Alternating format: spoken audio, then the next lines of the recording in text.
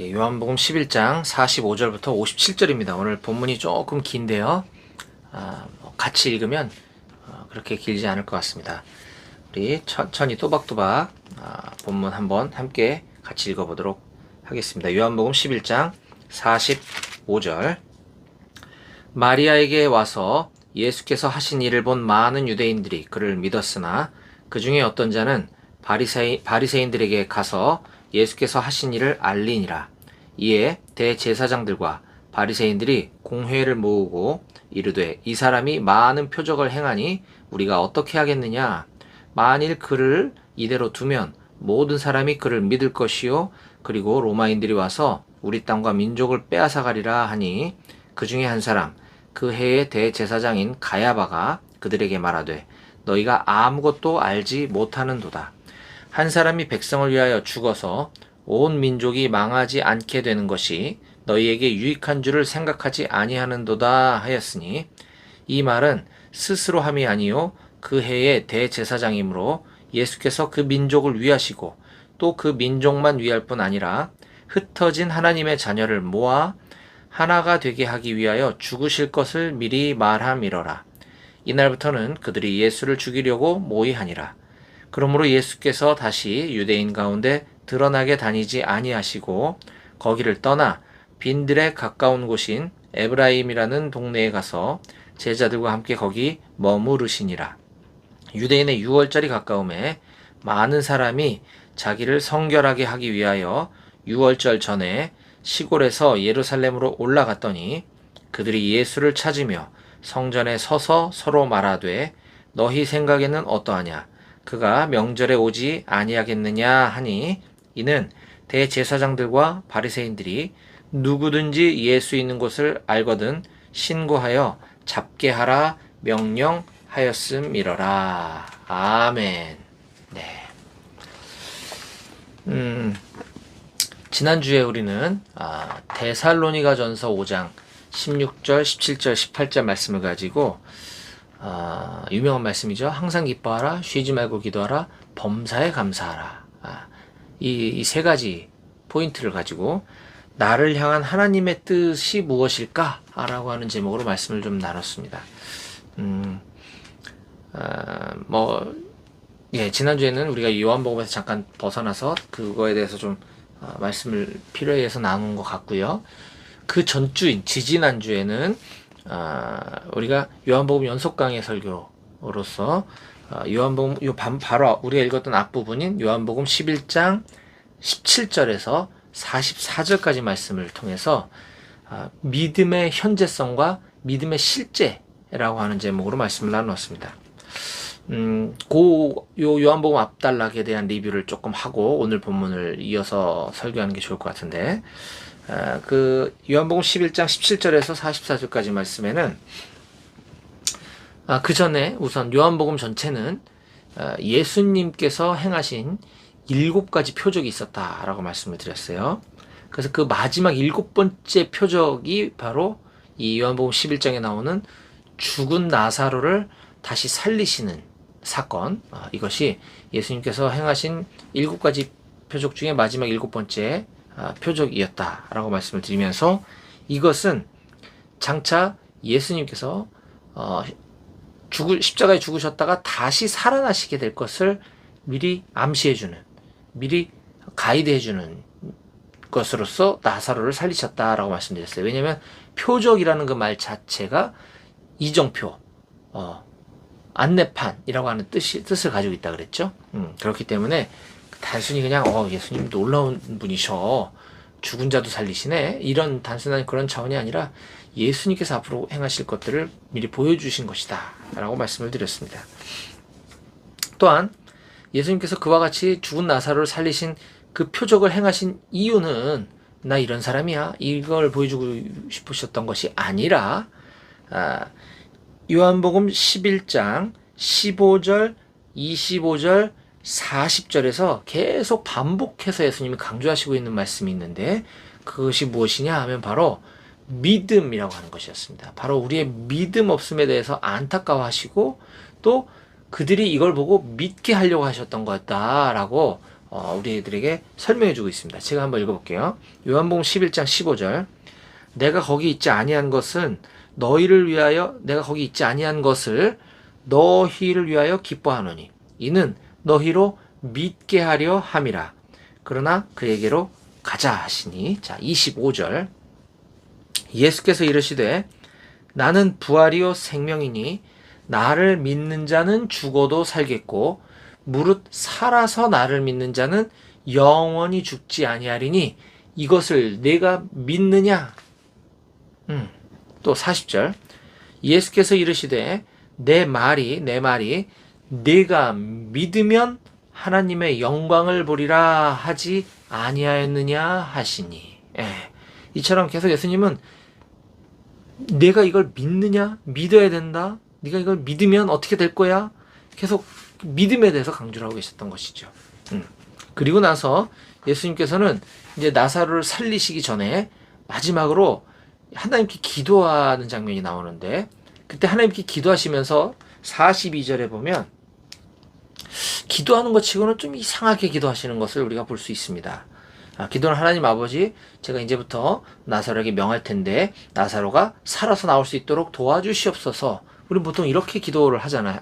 만약에 한다면 이렇게 할 텐데, 예수님 보면 42절에 하나님한테 기도하는 건지 누구한테 기도하는 건지 헷갈리는 이런 말씀을 하십니다.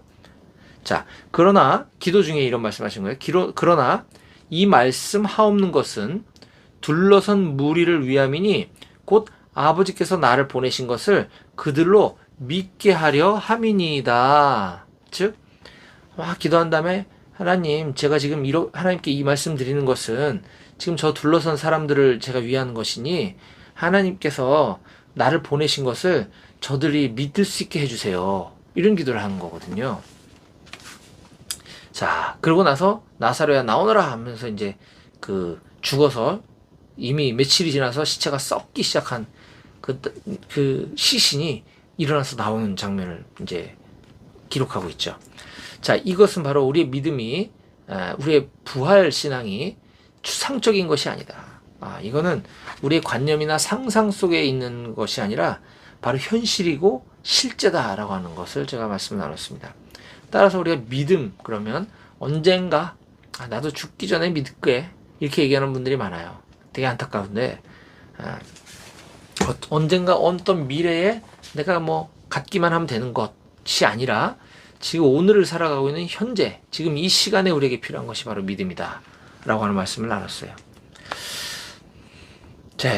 지난주에는 제가 데살로니가 전서를 말씀을 했기 때문에 지지난주에 있었던 걸 좀 복습이 필요해서 지금까지 말씀드렸고, 거기에 오늘 붙여서 이어서 오늘은 요한복음 11장 45절에서 57절에 있는 말씀을 가지고 요한복음 연속 강해 설교 오늘 39번째 시간으로서 비록 억울한 일을 당해도 라고 하는 제목으로 하나님 말씀을 증거하도록 하겠습니다. 비록 억울한 일을 당해도. 자, 오늘 본문은 예수님께서 이처럼 죽은 나사로를 살리신 그 사건 현장에 있었던 그 많은 사람들이 있었습니다. 죽은 자가 살아나는 그 기적을 눈앞에서 본 그 수많은 사람들의 반응이 어땠을까요? 여러분이 만약에 그 현장에 있었다면 여러분들은 어떻겠어요? 와, 믿음이 확 생길 것 같지 않습니까? 그러나 그 자리에 있었던 사람들의 반응은 정반대로 둘로 갈렸습니다. 한번 볼까요? 45절입니다. 45, 46절. 마리아에게 와서 예수께서 하신 일을 본 많은 유대인들이 그를 믿었으나, 그걸 보고 예수님을 믿는 사람들이 많았대요. 예수님 의도대로 된 거죠. 근데 46절을 보겠습니다. 그 중에 어떤 자는 바리새인들에게 가서 예수께서 하신 일을 알리니라. 이 말은 뭐예요? 그 중에 어떤 자는 이 놀라운 일을 바리새인들에게도 알려줘야지. 와, 대단한 분이 오셨어. 이런 개념이 아니에요. 왜냐면 왜 하필 바리새인들에게 가서 이걸 알렸을까요? 수많은 사람 중에 바리새인 예수님의 대적이거든요. 즉 바리새인들에게 고자질하러 갔다는 얘기입니다. 이거 빨리 대책을 세우지 않으면 큰일 나겠어. 그래서 빨리 바리새인들에 가서 이 사실을 알려야지. 이 얘기인 거예요. 그랬더니 이 바리새인들이 긴장을 했겠죠.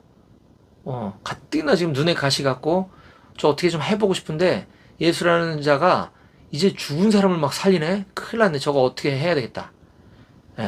사람들이 예수님을 믿게 될까봐 이제 걱정이 되기 시작합니다. 자, 47절 보겠습니다. 이에 대제사장들과 바리새인들이 공회를 모으고 대책을 마련하기 위해서 회의를 소집했어요. 이르되 이 사람이 많은 표적을 행하니 우리가 어떻게 하겠느냐. 만일 그를 이대로 두면 모든 사람이 그를 믿을 것이요 그리고 로마인들이 와서 우리 땅과 민족을 빼앗아가리라 하니 저자를 그대로 두면 안 될 것 같아. 많은 사람들이 저자를 믿을 것 같아. 그러면 여러 가지 문제점들이 파생될 것 같아. 어떻게 했으면 좋겠어? 지금 공회를 모아서 지금 회의를 하고 있는 장면입니다. 즉 이와 같이 놀라운 기적의 현장을 목격한 그 현장에 있었던 사람들도 반응은 정반대 두 가지로 나뉘어졌다라고 하는 것입니다. 우리는 여기서 놀라운 기적을 경험한다 그래서 믿음이 꼭 생기는 것은 아니다 라고 하는 교훈을 얻을 수 있습니다. 복음을 전하다 보면 믿지 않는 사람들 만나서 예수님 얘기를 하고 예수님 믿자고 이렇게 권면하다 보면 적지 않은 사람들이 이런 얘기를 합니다. 하나님이 꿈에 나한테 나타나셔서 보여주면 내가 믿겠어. 내 놀라운 기적을 내가 경험하면 난 믿을 수 있을 것 같아. 이런 얘기를 하는 사람들이 있어요. 자, 과연 그럴까요? 그게 아니다라고 오늘 성경이 우리에게 가르쳐주고 있는 것입니다. 지금 이렇게 얘기해줘도 믿지 않는 사람은 어떤 기적이 내 눈앞에 펼쳐진다 하더라도 믿지 않을 수 있다는 것이에요. 그런 사람들의 말이 얼마나 모순인지 성경은 우리들에게 정확하게 가르쳐주고 있는 것입니다. 자, 이때 그들의 히어로 영웅이 등장하는데 바로 대제사장 가야바라고 하는 사람이 나타납니다. 대제사장이 누구죠? 이스라엘 최고의 종교 지도자 아닙니까?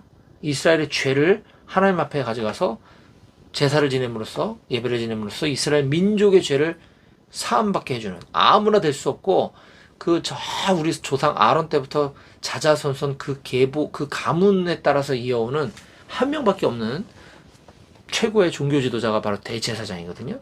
이 가야바라고 하는 사람이 나타나서 다음과 같이 깜짝 놀랄 의견을 제시합니다. 49절입니다. 그 중에 한 사람, 그 해의 대제사장인 가야바가 그들에게 말하되 너희가 아무것도 알지 못하는도다. 뭐 그런 거 가지고 그러냐. 너희는 진짜 모르는구나. 50절. 한 사람이 백성을 위하여 죽어서 온 민족이 망하지 않게 되는 것이 너희에게 유익한 줄을 생각하지 아니하는도다 하였으니. 이게 무슨 말이죠? 한 사람이 백성을 위하여 죽어서 온 민족이 망하지 않게 되는 것이 너희에게 유익한 줄을 생각하지 아니하는도다. 뭔가 알쏭달쏭합니다. 자, 이거를 보다 쉽게 풀이한 현대어 성경을 제가 한번 여러분들께 읽어드릴게요. 현대어 성경은 이 요한복음 11장 50절을 이렇게 번역하고 있습니다. 이 한 사람을 온 백성을 대신해 죽게 하면 되지 않소? 왜 온 민족이 망해야 하오? 아까 개역 개정 우리 성경으로 읽었을 때는 한 사람이 백성을 위하여 죽어서 온 민족이 망하지 않게 되는 것이 너희에게 유익한 줄을 생각하지 아니하는도다. 대제사장이 지금 이렇게 얘기할 때는 뭔가 예수님께서 우리 죄를 위해서 십자가에 죽으면 우리가 망하지 않게 된다, 뭐 이런 얘기를 하는 것처럼 보여요. 하지만 현대어 성경 다른 번역본을 보니까 그 뉘앙스가 이제 선명하게 드러나는 것을 볼 수 있습니다. 이 한 사람, 이 예수를 온 백성을 대신해서 죽여버리면 되지 않소? 왜 저자 때문에 우리 온 민족이 망해야 하오? 이 얘기를 하고 있는 것이거든요.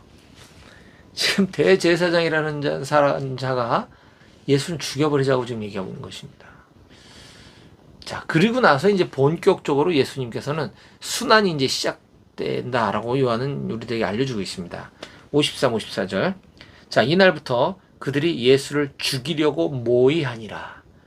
54절. 그러므로 예수께서 다시 유대인 가운데 드러나게 다니지 아니하시고 거기를 떠나 빈들 가까운 곳인 에브라임이라는 동네에 가서 제자들과 함께 거기 머무르시니라. 이때부터 이제 예수님이 도망 생활이 시작됐다는 거예요. 왜? 그들이 예수를 죽이려고 이제 달려드니까.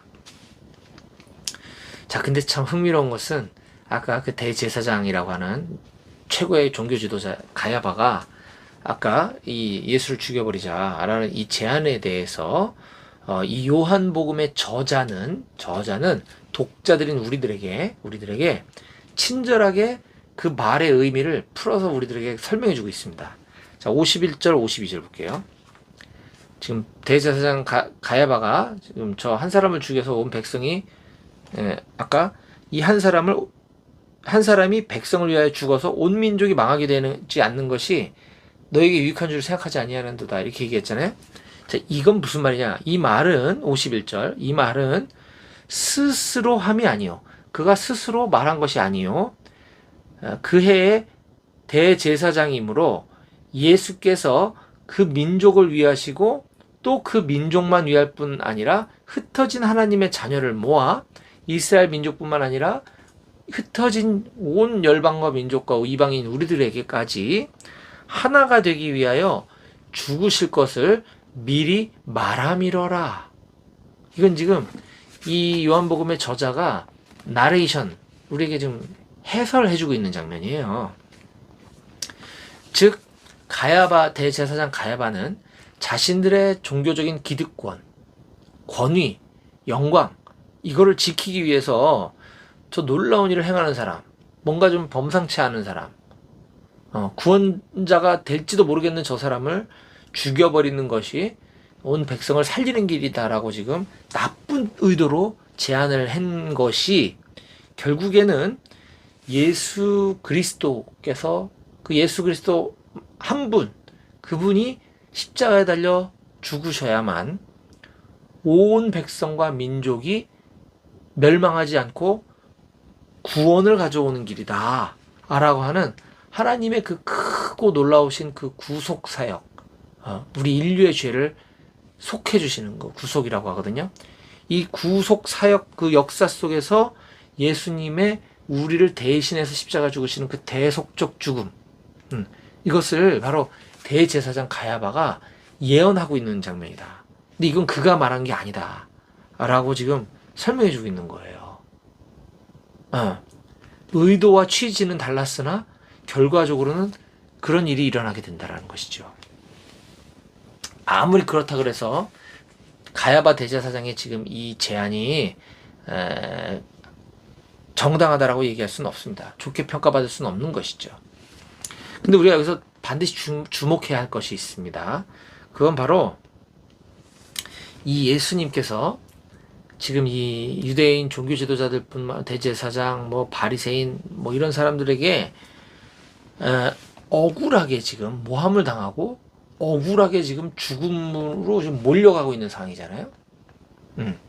이렇게 되게 예수님은 되게 억울하다라고 볼 수도 있겠지만 방금 이 요한복음의 저자가 풀어서 설명해 줬던 것처럼 실제로는 겉으로 보기에는 되게 억울하게 지금 몰려가고 있는 예수님이시지만 큰 하나님의 계획 안에서 보면 인류를 구원하시기 위한 그 계획의 일부로서 이런 억울함, 모함, 누명, 결국은 죽음까지도 이 가게 되는 이 사건이 이 억울함 속에 담겨 있는 억울함 뒤에 숨어 있는 하나님의 놀라운 계획이다라고 하는 것이에요. 그렇다고 한다면 오늘 예수를 믿는 저와 여러분들의 삶도 이룰 수 있다라고 하는 것입니다. 우리는 그리스도인, 예수 그리스도의 제자입니다. 맞죠? 그리스도인이라고 하는 것은 그리스도를 닮은 사람, 저 그리스도 같은 사람이라고 하는 뜻이거든요. 그리스도의 제자라고 하는 말은 스승인 그리스도를 따르는 사람이라는 뜻이잖아요. 따라서 우리도 예수를 믿다 보면 때로는 억울한 일, 예수를 믿는 것 때문에 억울한 일을 당할 수도 있게 된다라고 하는 것입니다. 하지만 여러분들 전혀 낙심하거나 실망할 필요가 없어요. 왜냐하면 그 하나님의 계획 안에서 일어나는 모든 일들이란 억울한 일이 아니라는 것이죠. 예수님 지금 보여주셨던 것처럼 하나님께서는 우리가 우리가 예수쟁이로 살기 때문에 겪게 되는 이 억울함도 반드시 하나님의 계획 안에서 선으로 바꿔주실 것을 믿습니다. 아멘. 제가 2000년도에서부터 2000년부터 2002년까지 우리 한일 월드컵이 있던 해거든요.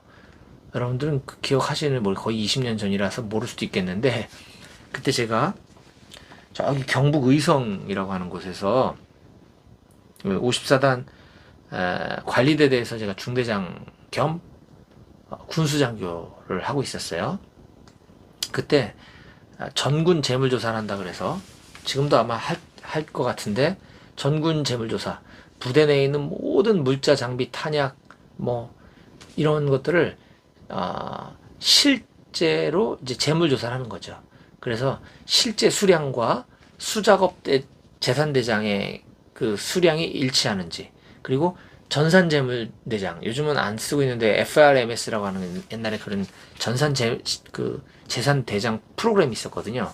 요즘 바뀌었다고 들었는데, 그 FRMS의 그 품목과 수량, 그 다음에 수작업, 수기로 쓴 그 재산대장의 품목과 수량, 그 다음에 실제로 세봤을 때 이 수량이 일치하는지를 조사를 하고, 만약에 남는 품목이 있다면 상급부대로 반납 처리하고, 모자란 품목이 있다면 손망실 처리를 하는, 손망실 처리를 하게 되면 어떻게 되느냐, 보험에서 일단 일부 금액이 처리가 되고, 이제 나머지 부분은 재물관리관 정이 누구냐면 중대장이에요. 포대장들이 이 손망실을 맡게 됩니다. 즉 그거를 뭐라 해야 되지?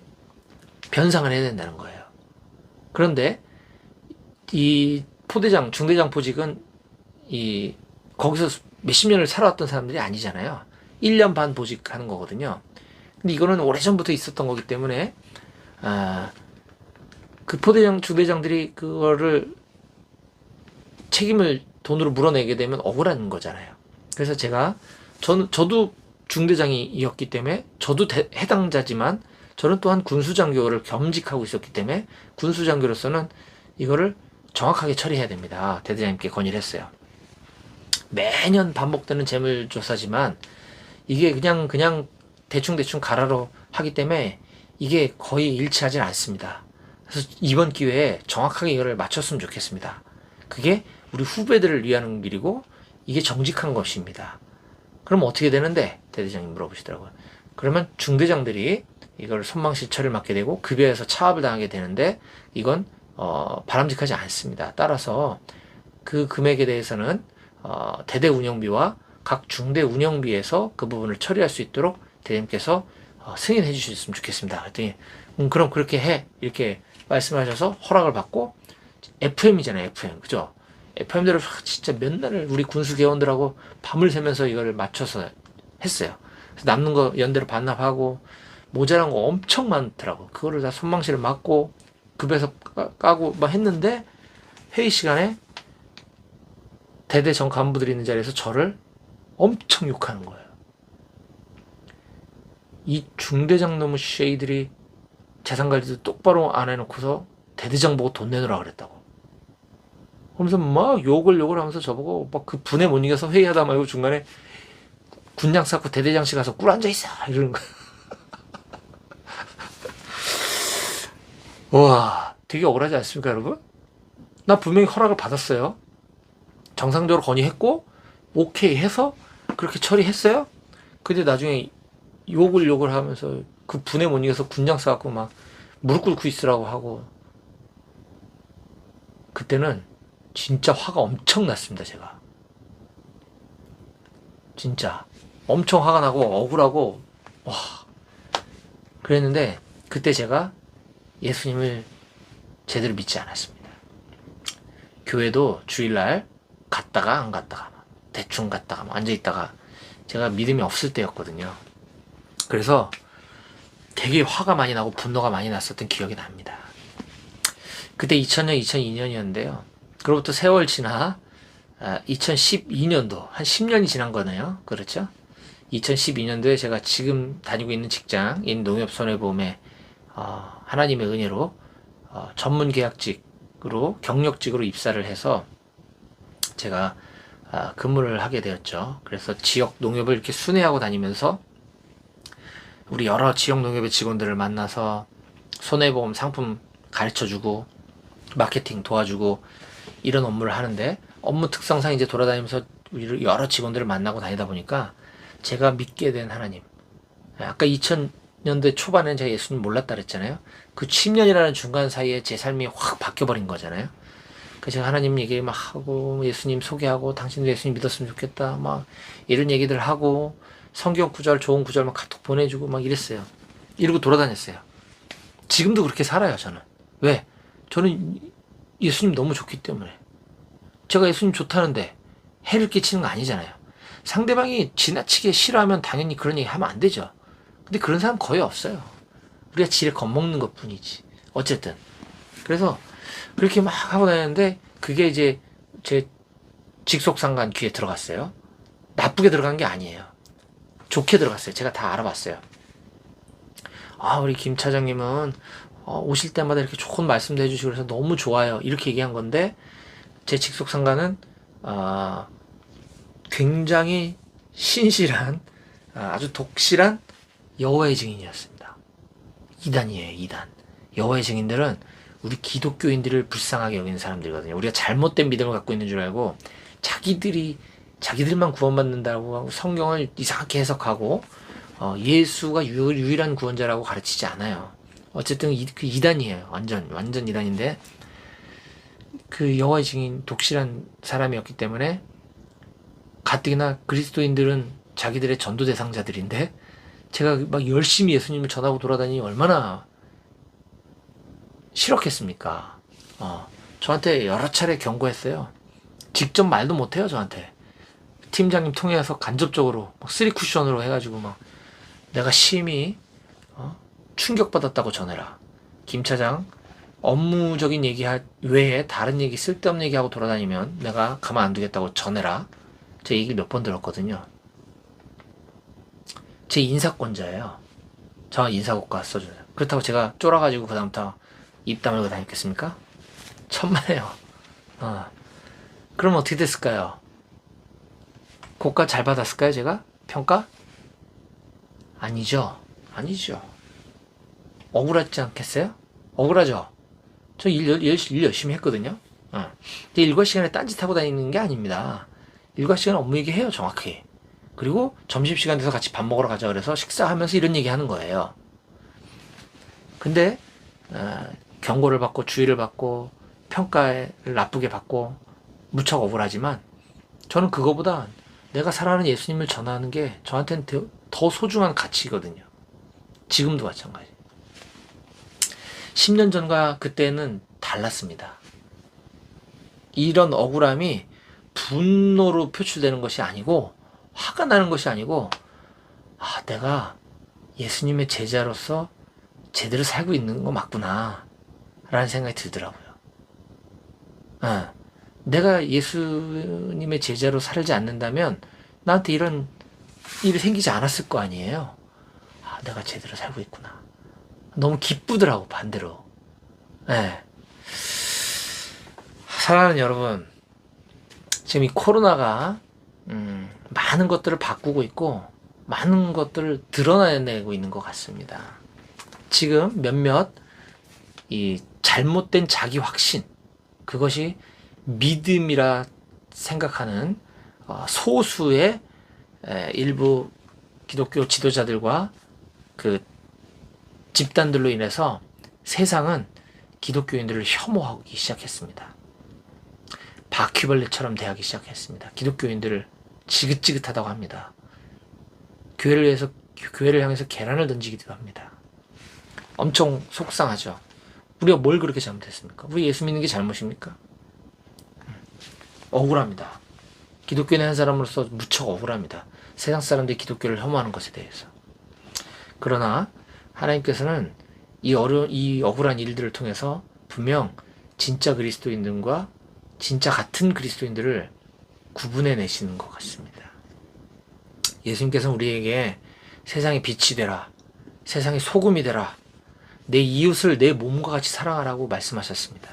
그런데 일부 사람들로 인해서 기독교인들이 세상의 빛이 아니라 어둠이 되어버렸습니다.